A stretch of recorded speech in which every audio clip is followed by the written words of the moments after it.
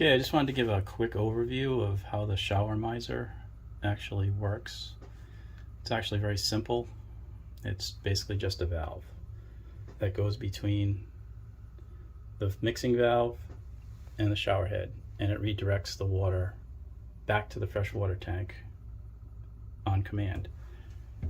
So just to go over that, you got the hot water coming in here to your shower mixing valve, you've got the cold water coming in here. This mixes it together to the temperature that you choose, sends it out to the shower head and to your shower head. By adding this valve, you don't touch the hot water, you don't touch the cold water line.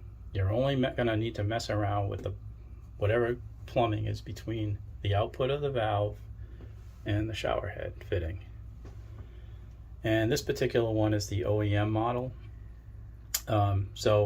In one position, which is the position it's in, it recirculates water back to the tank. So you would run that until this blue thing would turn kind of a whitish color in the center, and then you would know you had hot water, and you wouldn't be running all that, wasting all that water down the cold water down the drain and filling up your gray tank. The other position, it just sends it to the shower head. So when the water gets hot, you just simply turn that.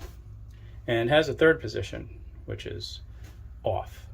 So to the tank, off to the shower head. So you can use that off position for, stopping the water flow while you lather up and whatnot. Further enabling the conservation of water, which is the whole purpose of this thing. We also have, this is from before we had the Showermiser, we have a valve here we can use to shut the water off, but this is actually more convenient now. So that's it. I mean, it's really very simple. You're only going to mess with the plumbing between here and here when you insert this.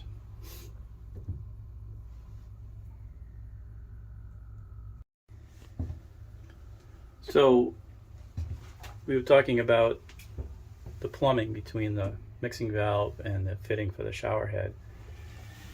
And on my coach, which is a 2017 Entegra Aspire, this is what was in there. Galvanized pipe, rigid pipe.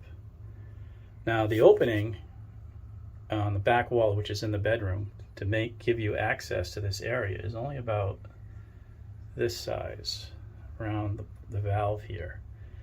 And reaching up here is difficult. You'd have to cut the wall open and whatnot to, mess around up there.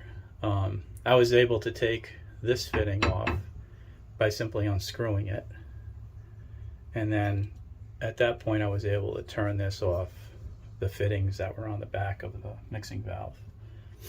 And obviously I didn't want to mess around with threading galvanized pipe and finding all the right fittings and stuff. So what's there now is PEX pipe. And I had to add some basically zip ties that I screwed to the wall up here to keep this from, keep it stabilized. And I think that's why Entegra originally put this rigid pipe in there, because that would keep this fitting under control. And they had a block, which was right about in this area, clamped to this pipe and then glued to the back of the shower stall. So that kept everything tight and kept this piece from flopping around. So that's going to vary widely depending on, this is a fiberglass shower enclosure. If you have tile, it's going to probably be different. A different brand of motorhome, it's going to be different. A different year of Entegra, it's going to be different. So you'll have to make that judgment when you start looking at the project.